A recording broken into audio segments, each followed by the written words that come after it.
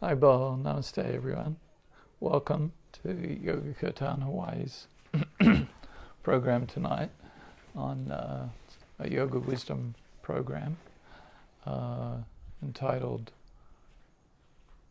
Soul Journey, a Spiritual Self-Discovery. So my name's Mahabhagavad Das, and I'm your host tonight, along with my wife, Radhisham Dasi, who will help us with the Kirtan. So Yoga Kirtan Hawaii, you can find us at yogakirtanhawaii.com, on Facebook, as you have now, and on Instagram. So we're an Oahu, Hawaii-based organization, and we offer programs, classes, and events, including Hatha Yoga, Kirtan, meditation classes, and in happier times, vegan dinners. So currently all events are taking place online. There's nothing offline, and hopefully at some point soon we'll be able to have offline events again. So all the events that Yoga Kirtan Hawaii holds are either free or donation based, and we're currently holding quite a number of events on Facebook Live. There's 3 yoga wisdom programs a month. There's several Kirtan programs, and almost every day there's something on Facebook Live. So Yoga Kirtan Hawaii is the outreach arm of an organization called the Science of Identity Foundation, which was founded by my spiritual teacher, Jagat Guru Siddhasarupananda Paramahansa, who's a disciple of His Divine Grace, Srila A.C. Bhaktivedanta Swami. And they're coming in a long line of spiritual teachers known as the Brahma, Madhva, Gaudiya Sampradaya. And the word Sampradaya refers to a lineage or tradition. So this lineage is very ancient, being many more than 5,000 years old, and actually begins with Lord Brahma, who's the original person within the universe. So these are very ancient teachings that are handed down from which began with the Supreme Person himself, and then are handed down through the cyclic succession or lineage. Very much like if you have someone handing down a valuable mango or a succulent ripe mango, and they pass it on very carefully to the next person. And as it's handled, a mango actually gets just that little bit sweeter. And so similarly, these yoga teachings, this yoga wisdom that is being passed down through this lineage, gets a little sweeter each time it's handled and passed on. So the program tonight will have some short kirtan, which will start in just a few minutes, and that'll go for till around 7:30, so for about 25 minutes or so. Following which I'll give a short yoga wisdom talk on soul journey, a spiritual self-discovery, and then that'll go till about 8 p.m. and then we'll have another short kirtan for about 10 minutes. So Kirtan, which we'll be doing shortly, is the chanting of transcendental sound vibrations or sacred sounds or mantras. Mantra is a Sanskrit word comprised of 2 parts: man, which refers to the mind, and tra, which means to draw away. So the word mantra means to draw the mind away from this temporary material dimension and all the different anxieties and problems and whatever else it is that we're thinking about, and to place our mind onto the spiritual dimension. And we do this by meditating or listening to and concentrating or focusing upon the mantras. So the mantras themselves, they're either the names of the Supreme Person or words spoken by Him or words about Him. And these mantras are actually like a lifeline. It's like we're being, here we are in the material ocean or the material world, and we're being like thrown a lifeline, and we can like grab hold of this lifeline, and we can be pulled up actually to the spiritual world. We can travel to the spiritual world by this lifeline, just as someone drowning in the ocean can be thrown a lifeline and then pulled up to the safety of the boat or into a helicopter. So similarly, we can be pulled to safety from this situation we're in this material world. We can be pulled to the safety of the spiritual world. So I'll speak more about that in the class. So the mantra we'll be chanting is Gopala, Govinda, Rama, Madana, Mohana. Gopala, Govinda, Rama, Madana, Mohana.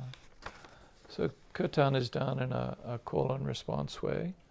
A person leads, we all listen, and then we respond.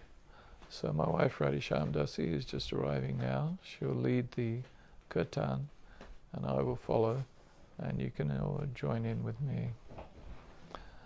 So, while we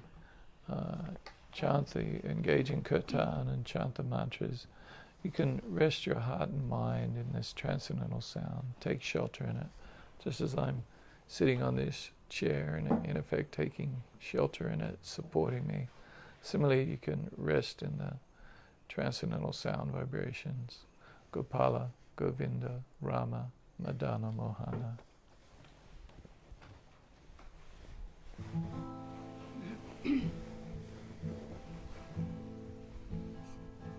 Gopala, Govinda, Rama, Madana, Mohana. Gopala, Govinda,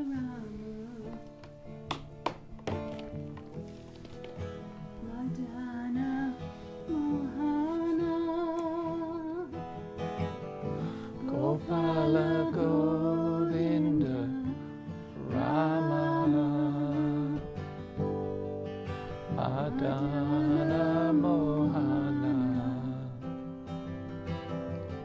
Gopala, Govinda, Rama, Madana, Mohana. Gopala, Govinda, Rama, Madana, Mohana.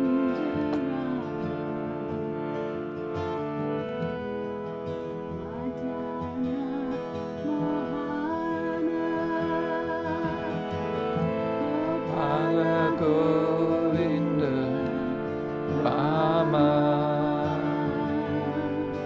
Madana, Mohana. Gopala, Govinda, Rama, Madana, Mohana. Gopala, Govinda, Rama, Madana, Mohana. Gopala, Govinda,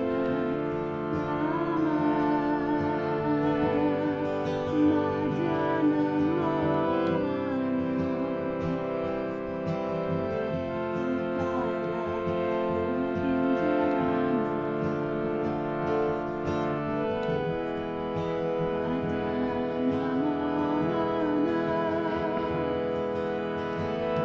Gopala, Govinda, Rama, Madana, Mohana. Gopala, Govinda, Rama, Madana, Mohana. Gopala, Govinda,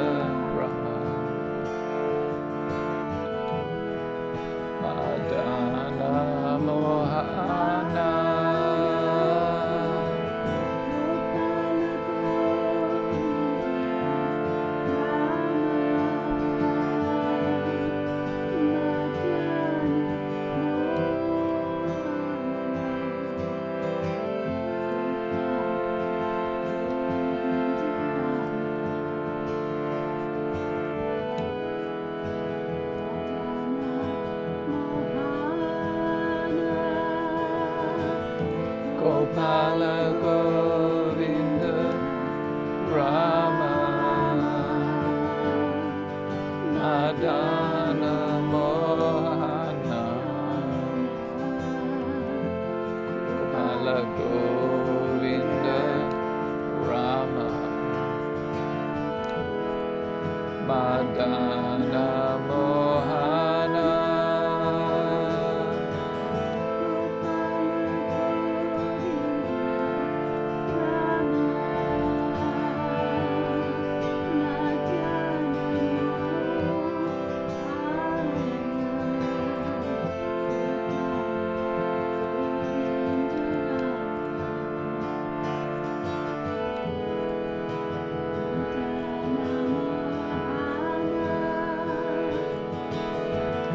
Gopala Govinda, Rama, Madana Mohana, Gopala Govinda, Rama, Madana Mohana,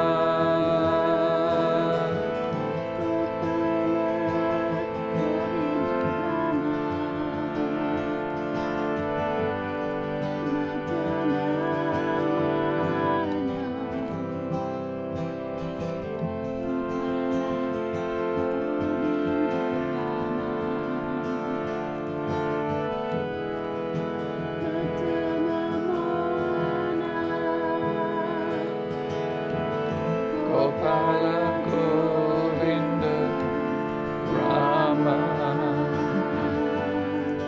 Madana Mohana, Gopala Govinda, Rama, Madana Mohana,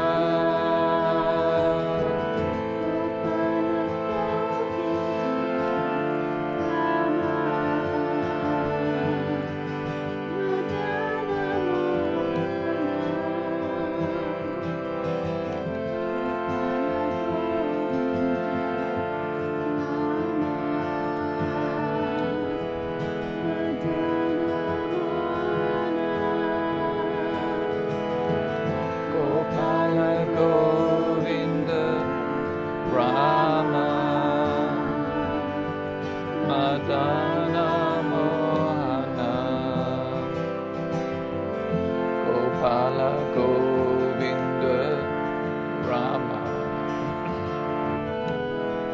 Madana Mohana,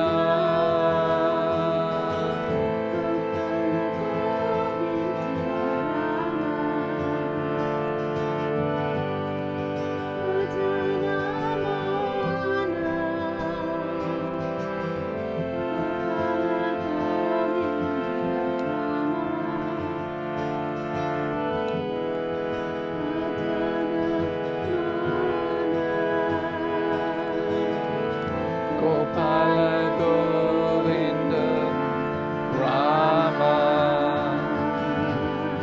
Madana Mohana, Gopala Govinda, Rama, Madana Mohana,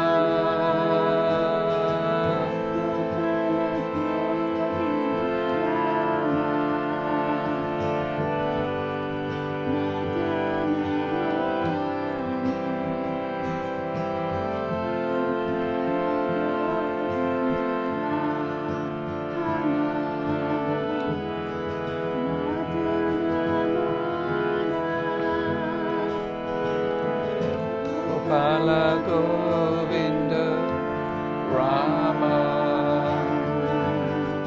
Madana Mohana, Gopala Govinda, Rama, Madana Mohana,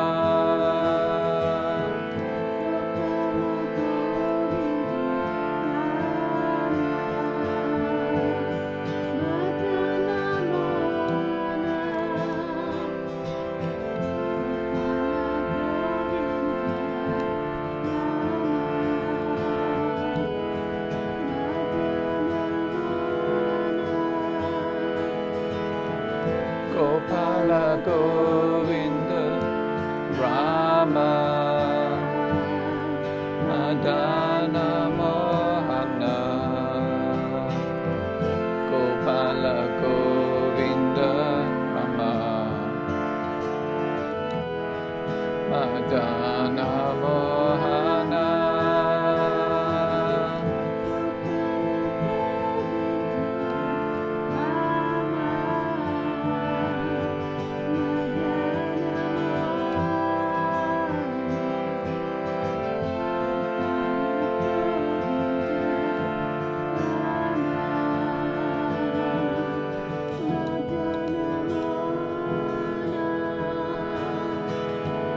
Gopala Govinda Rama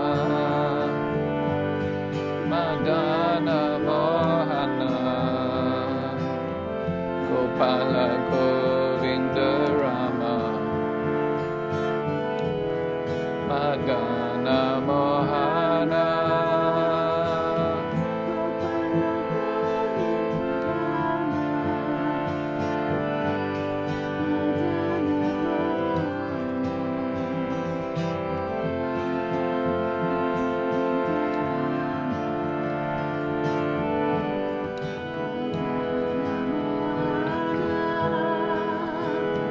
Gopala Govinda Rama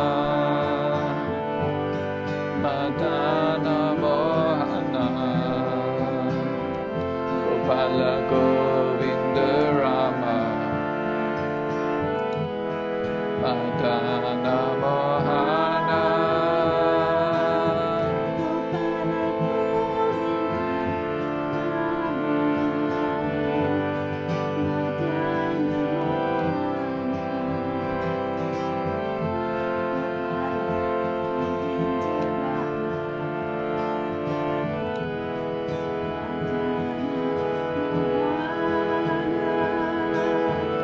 Gopala Govinda Rama Madana Mohana Gopala Govinda Rama Madana Mohana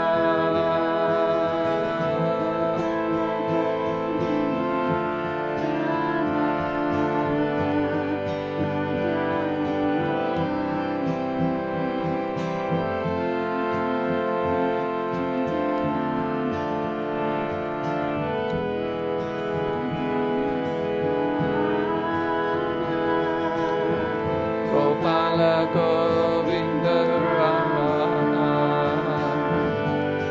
Madana Mohana Gopala Govinda Rama Madana Mohana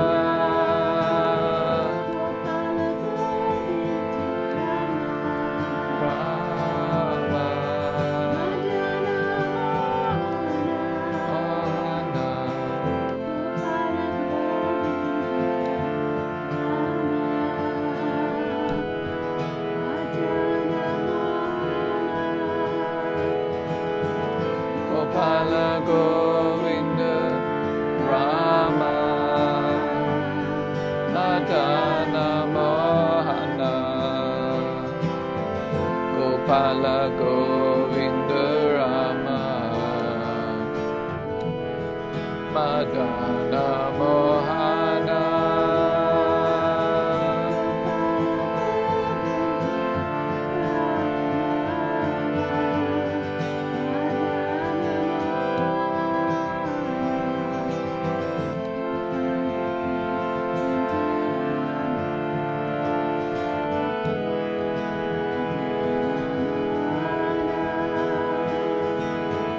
Gopala Govinda Rama Madana Mohana Gopala Govinda Rama Madana Mohana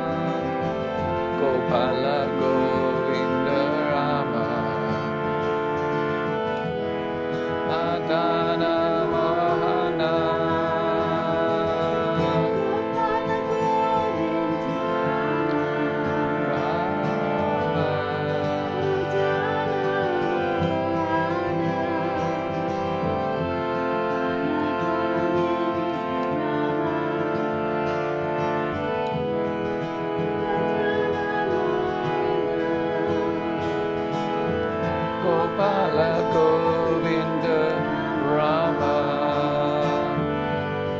Madana Mohana Gopala Govinda Rama Madana Mohana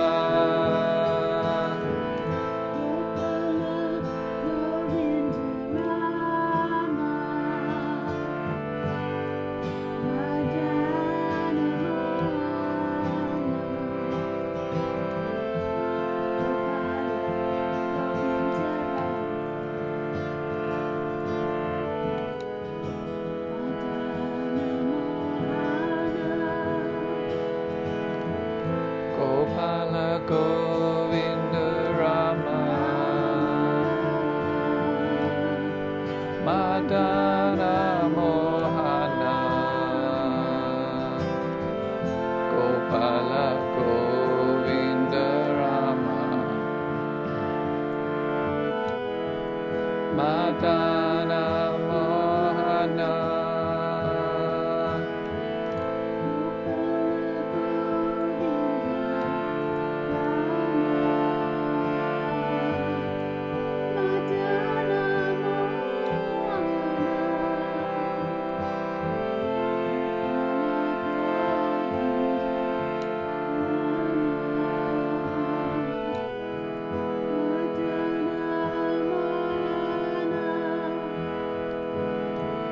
Gopala Govinda Rama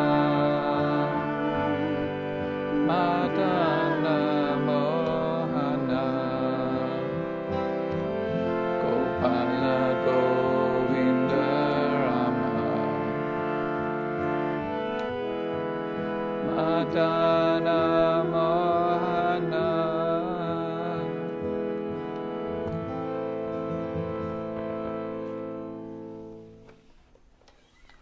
Haribo, namaste. Oh, I left the microphone here.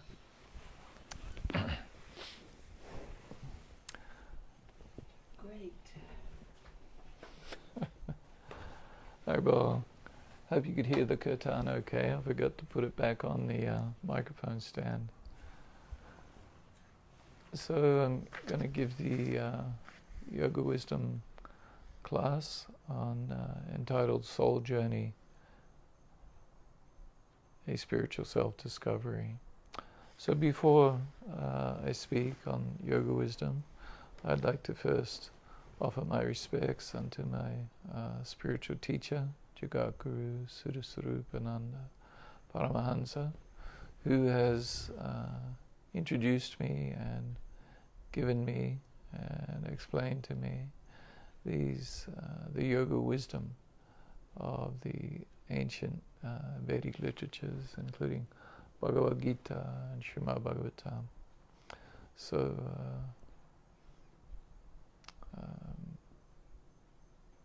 offer my respects unto him, and I would also like to offer my respects unto you. Namaste, all those who are listening or watching this video now or in the future.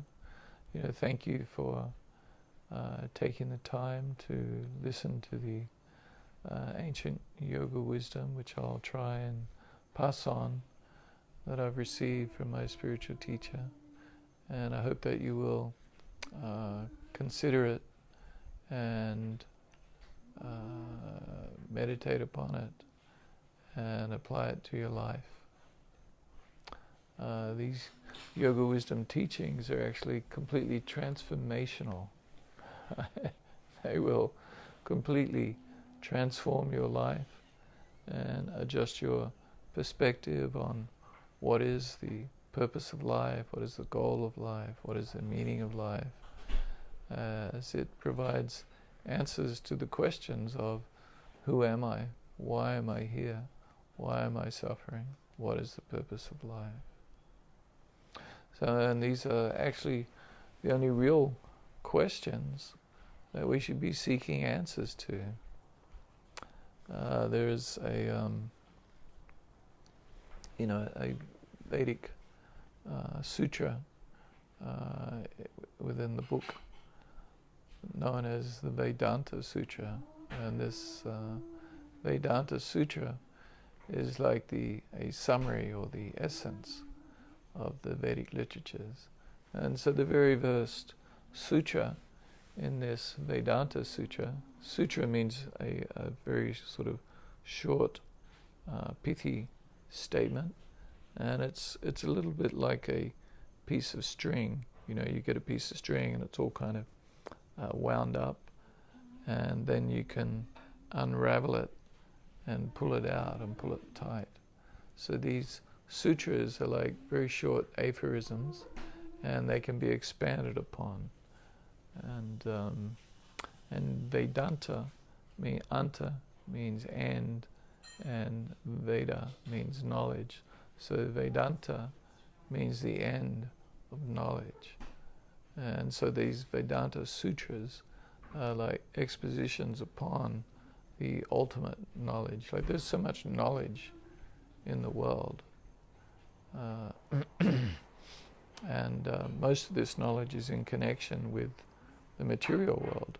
Like, you know, most scientific knowledge is a study of,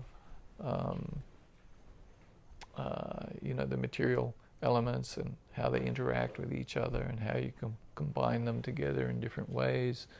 And then practical applications become, you know, chemistry and physics, and building upon those is various engineering disciplines and architecture, and then you have the study of history of what happened in the past, and you know, and then each country or state or city has its own history. There's family histories. Anyway, there's so much knowledge, right, about all kinds of different topics.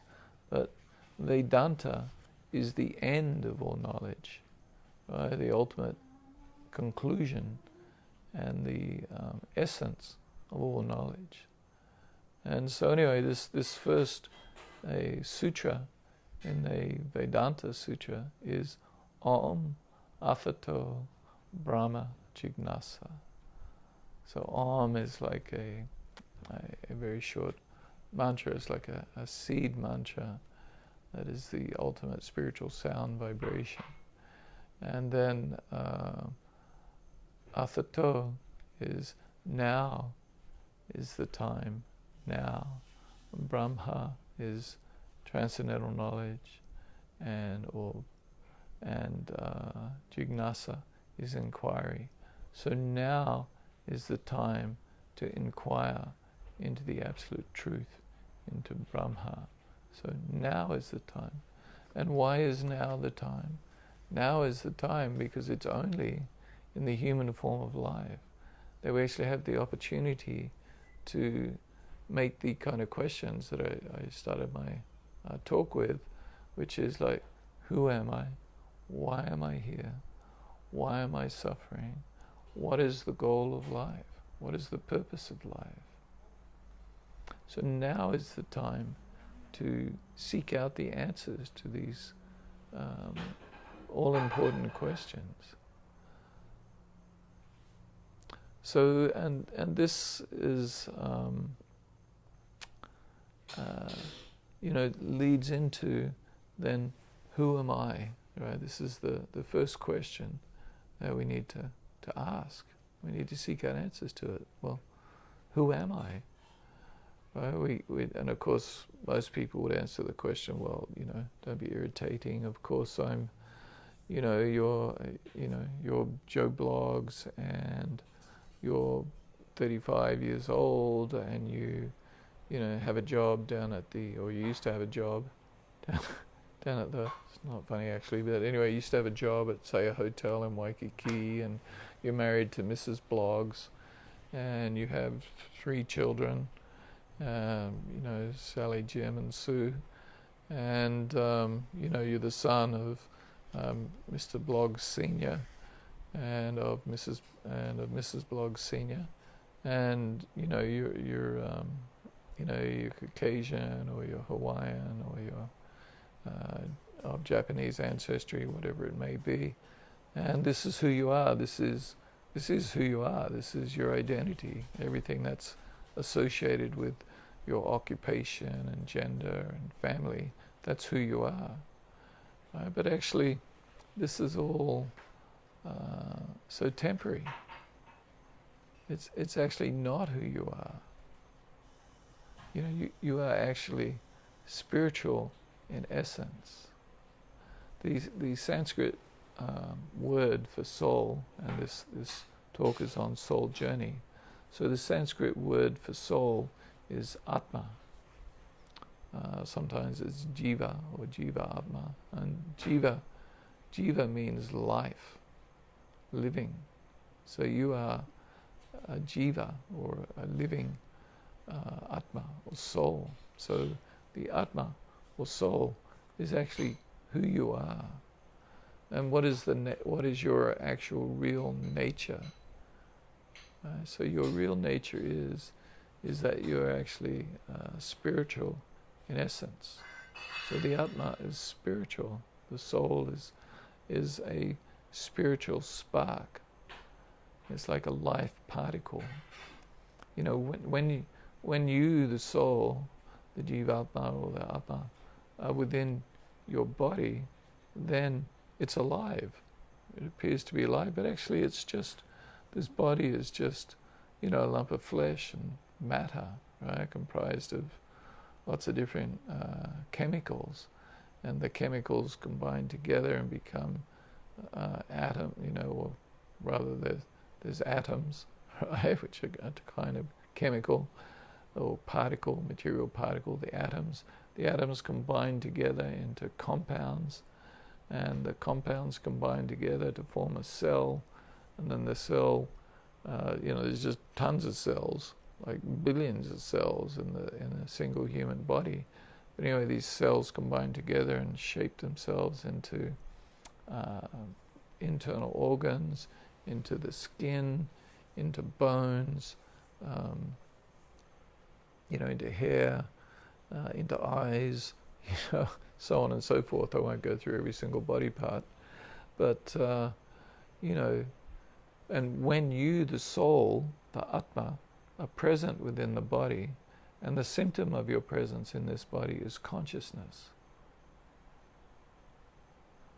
So the analogy is given by Krishna in Bhagavad Gita, that just like the sun gives light to the world, and so and the existence of the sun is known by sunlight and daylight. So similarly, the presence of the soul within a body is known by consciousness. In other words, you, the soul, are conscious of everything that's going on. Or, sorry, not everything. A lot of things are going on unconsciously in the body, automatically through the nature, material nature. The body functions are going on. You don't have to think about, oh, I need to breathe, right? Or I need to get my heart pumping. You know, I need my heart to pump the blood around, or I need my lungs to fill up and empty as I breathe. No, or I need my digestive system to work. No, this all functions automatically through the arrangement of material nature, through higher powers. But I am conscious. I can feel, like I can touch this microphone, and I can feel it. I can touch it. I can breathe and detect odors. I can eat and taste. You know, I can see through my eyes. I can hear through my ears. You know, so this, and I'm conscious of this. This is consciousness, my mental, and I'm conscious of my, not only of my gross physical body, but I'm also conscious of my subtle material body, which is the flow of mind stuff, the thoughts and feelings and emotions that I constantly experience. And I'm also aware when I use the faculty of intelligence to sort through this different flow of mind stuff, of feelings and thoughts and emotions and experiences being brought into the mind through the senses. I am conscious of all of this. And so I am that. The consciousness is the symptom of my presence as the Atma within the body. So I'm actually like I'm a bit like the analogy is like the driver in a car. I'm like, sometimes people drive their car and they get into a car accident and they go, oh, you hit me. They get upset, get angry, oh, you hit me. And so this is, we're like that. We're like the driver in the car. Or a more apt analogy actually is like I'm the passenger in the car. I'm identifying myself as being the car, but I'm really a passenger because my mind and intelligence are basically driving the car. But you, the living entity, the Atma, are like the passenger in the car. And so this is actually my identity. I'm spiritual in essence. I'm not this gross physical body, and I'm not the subtle material body.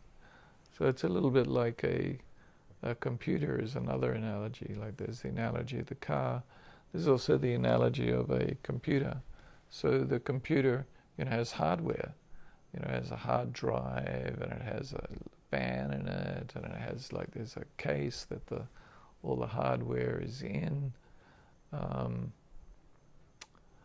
There's a CPU, and there's computer boards, a motherboard, and anyway, so on and so forth, a whole bunch of screws.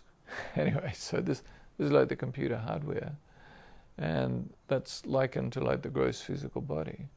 And then there's the software, and you can't see software. You can't see it, but it's real. So similarly, you can't see the mind, but the mind is real. And I'm speaking from the yoga perspective based upon the yoga texts, Bhagavad Gita and Srimad Bhagavatam and other, the Yoga Sutra by Patanjali, where he made a study of the mind in great depth. But anyway, the software of the computer is likened to the mind. It's and the mind and the intelligence. It's what's the operating system. It's how the body operates, how the gross physical body operates. So I'm not this gross physical body. I'm not this subtle material body. I am actually the Atma. I am spiritual in essence. My very nature is that I'm spiritual in essence. That is who you are. You are not this temporary material body. You are not the gross physical body. You are not the subtle material body. You are the eternal spiritual being within, covered by that subtle material body and the gross physical body. So you are spiritual in essence. And you are eternal. Your very nature is life. You are the life particle. When the life particle, you, the Atma, leaves the body is just lying there on the ground. It's just a dead body. It's like, oh my God, cover it up, put a sheet over it or something, right? And then get somebody to come and deal with it. You call 911. Somebody's died. You get them to come with the ambulance and take you away into the, to the morgue and prepare you for either cremation or being put in a box and stuck in the ground, and but you're not this material body. You're not this material body that's so temporary, and your relatives, they're not their temporary bodies either. You are an eternal spirit soul, and your relationship with your relatives is based upon this temporary body. So it's a bit like, you can go to a restaurant, or in the past you could go to a restaurant in Honolulu right now. you can't go to a restaurant and sit with a bunch of strangers, right? But if you can remember back to the past where you might go to a restaurant, there's a whole bunch of people in there, and it might be a restaurant where you kind of have to, like a cafeteria, you have to kind of look for an empty seat, and you'll go to that empty seat and you'll kind of ask the person, do you mind if I sit here? And you'll take a seat at the table, and maybe you'll get into some conversation. Oh, hi, my name is Sue, and what's your name? And yeah, oh, what do you do? And you'll get into a bit of a dialogue and establish a bit of a relationship. And then after lunch is over, or you've eaten your meal, then you'll kind of get up and say, it was nice meeting you. Perhaps we'll meet again. Perhaps, but perhaps not. Maybe you're just passing through. This happens at airports, right? You can be passing through, and you might have to sit at a table with some other people, say hello. Or another example or analogy is like you might be catching a plane, and you'll get a seat next to someone. Of course, now you don't get a seat next to someone; you get a middle seat with no one in it. So anyway, but perhaps you'll be sitting next to someone, and you'll strike up a conversation. And then at the end of the flight, you get off the plane, and it's like, I'll see you later. And that's it. That's the end of the relationship. And so our relationships in this material world are just like that. Our relationship with our family members is just like that. It's like it's a temporary relation. We might get to know them a bit better, but actually we don't actually truly get to know them as spirit soul, as a spiritual being. We relate to them on the basis of their body. Our relationships are all completely based upon bodily relationships. If I'm a man, I'm going to relate to a woman differently than I relate to another man. And and if she's I'm a man, she's a woman, and she's very attractive, I'm going to relate to her very differently than I do to an unattractive woman. And I'll relate to her differently based upon her age. If she's just a little girl, well then, I'll relate to her as a child. If she's older, more mature, then I'll relate to her differently. If she's an old woman, I'll relate to her differently again. So this whole relationship is based around the body. But the fact is, she's not the body. She's spiritual in essence. And perhaps I'm thinking, perhaps she's my daughter. She's my daughter, and I'm thinking, I'm the parent. But actually, I'm not the parent. She's eternal spirit soul, eternal spiritual spark, a life particle. The spirit soul never dies. The spirit soul is eternal. You are eternal.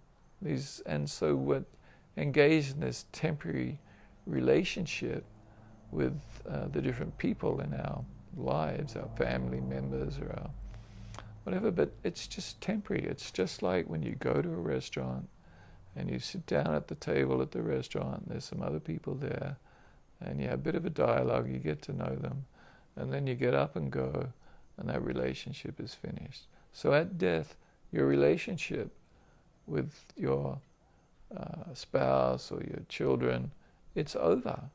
It's done and dusted. It's all over. Right? And even if by some chance, somehow or other, that in your next birth, somehow the same people are there, they won't recognize you. They won't know that you're who you were, and you won't remember who you were, and everything. It's like, it's a whole new ball game.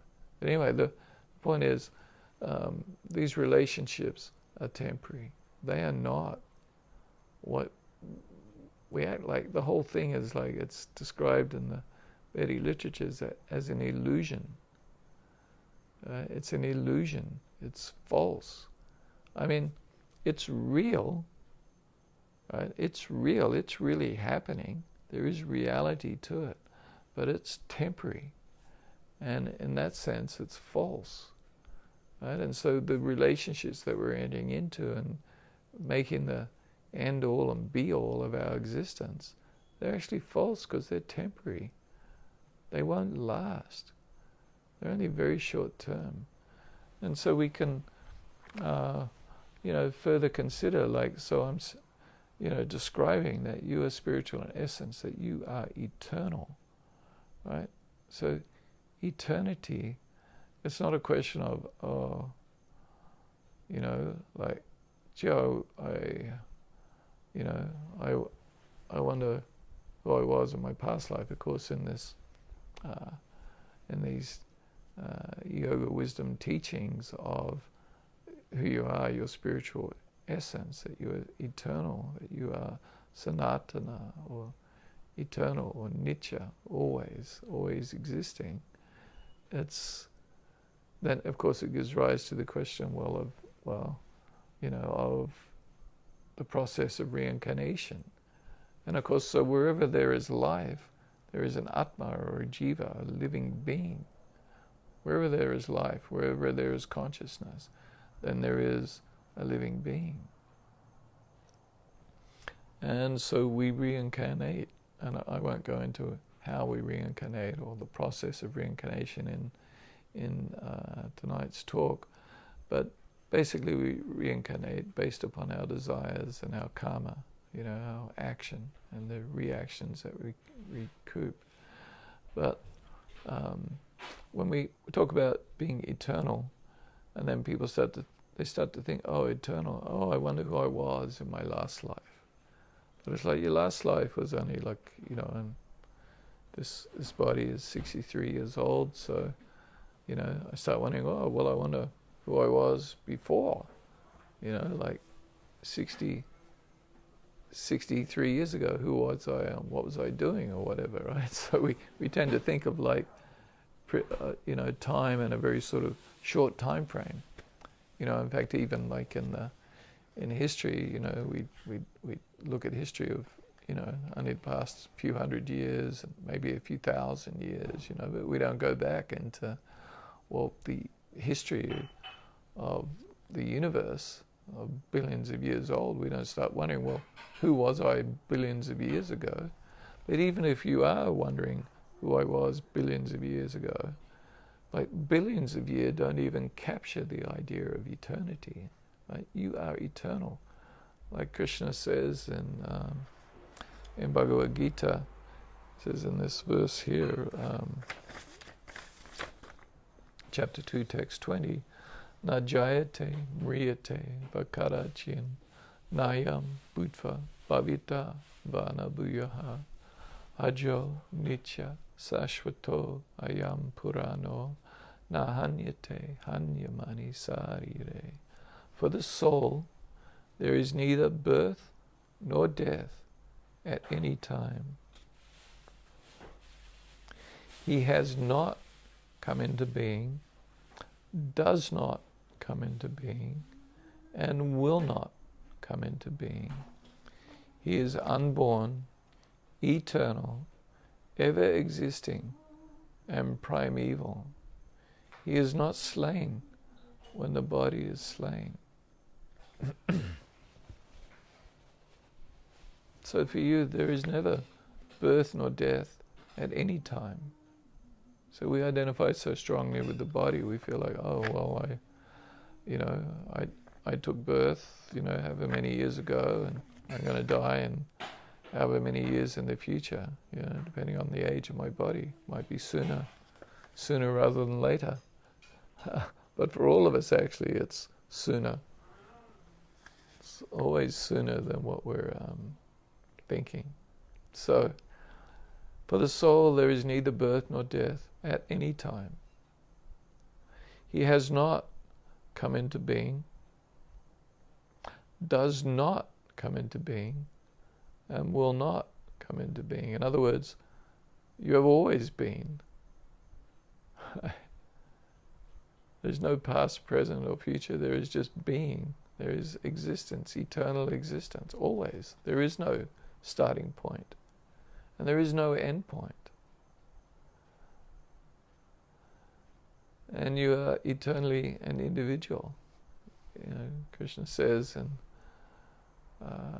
chapter 2 in an earlier verse, Na tvevaham jatu nasam, na tvam nemi janadivaha, naichaiva nabavishyamaha, save vaya mata param. Never was there a time when I did not exist. This is Krishna speaking. Never was there a time when I did not exist, nor you, he is speaking to Arjuna, nor all these kings here, all these other people assembled there, and never in the future will we ever cease to be. So we are eternally individual, and we existed before the birth of this body, and we will continue to exist after the death of this body. We are eternally existing. We are unborn, eternal, ever existing, always existing, and primeval. As we are original. And he is not slain when the body is slain. So when the body dies, you do not die. You continue to exist. You are eternal.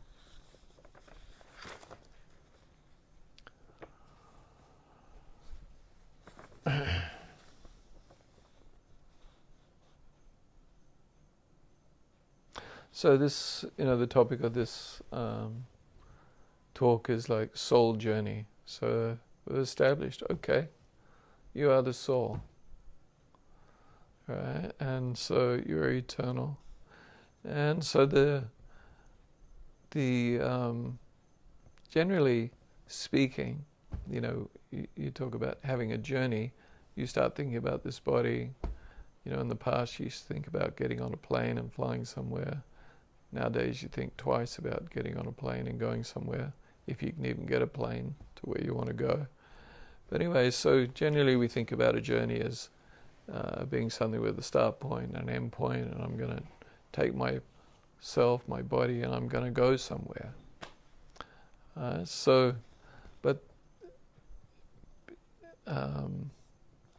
in reality, the journey we're actually all on in this material world is that we're journeying from one body to another, one life to another. One new set of parents, one new set of siblings, friends and spouse, etc., to another life after life. So we're just going from body to body, and not necessarily always a human body. We may have an animal body, as we transmigrate from life to life and from species to species, process of transmigration.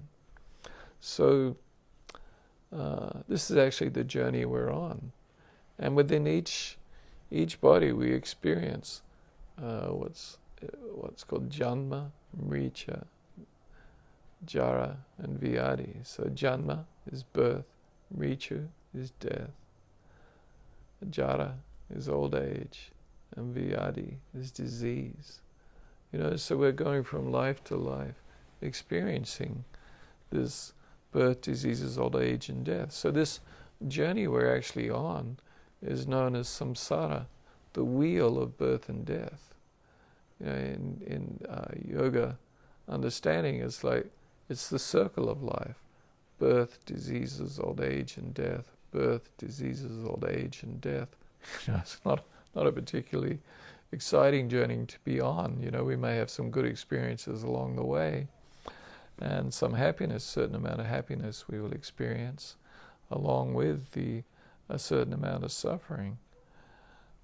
So we experience suffering from, miseries caused by our body and mind, miseries caused by other living entities, and miseries caused by natural and social forces.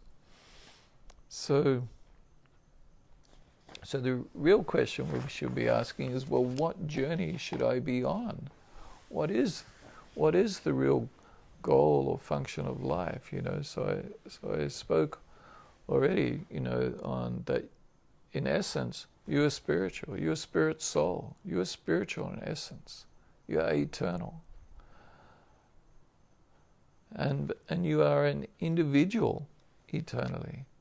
But you're not the supreme individual. You're not God. You're a small, minute spiritual particle, and you are dominated and controlled by forces greater than you.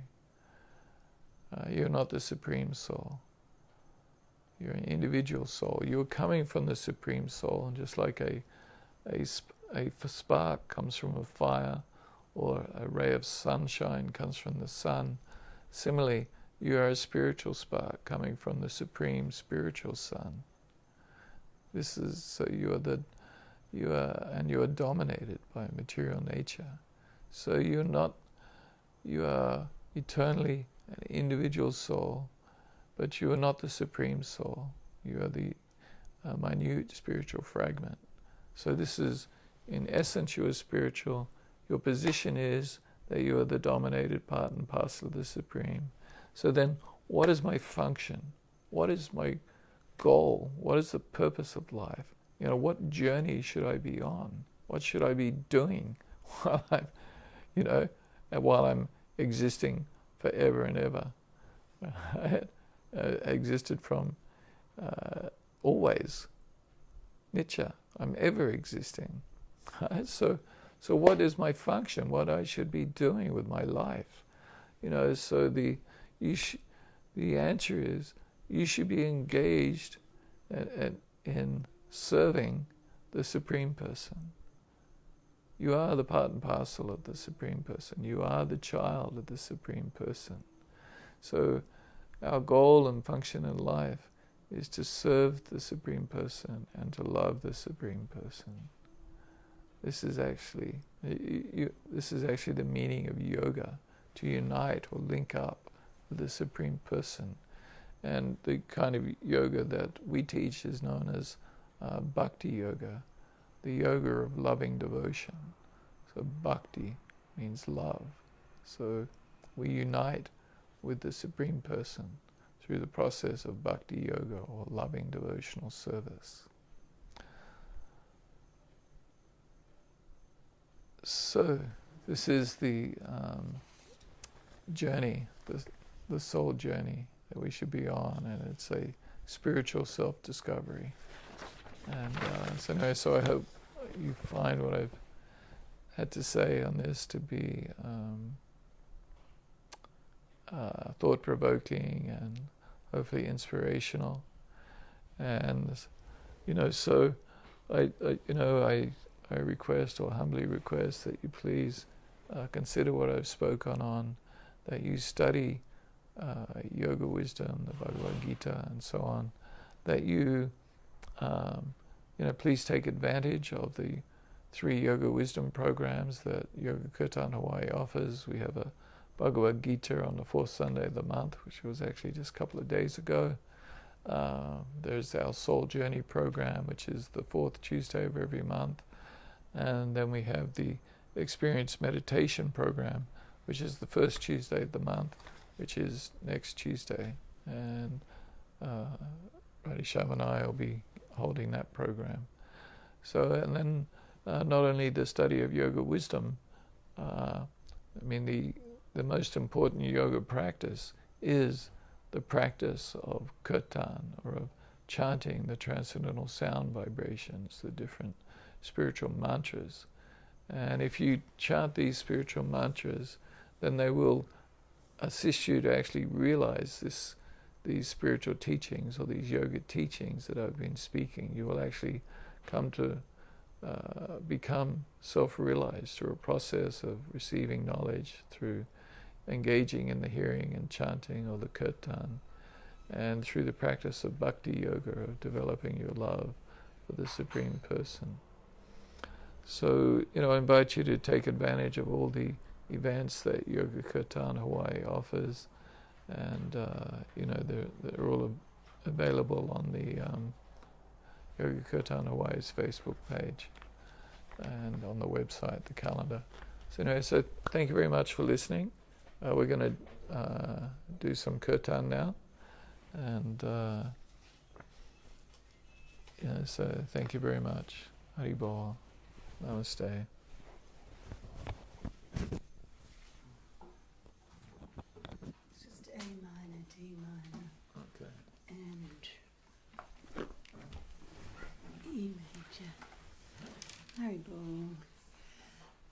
thought we would chant the Hare Krishna Maha Mantra. Hare Krishna, Krishna Krishna, Hare Hare, Hare Rama, Rama Rama, Hare Hare. Hare Krishna, Hare Krishna, Krishna Krishna, Hare Hare,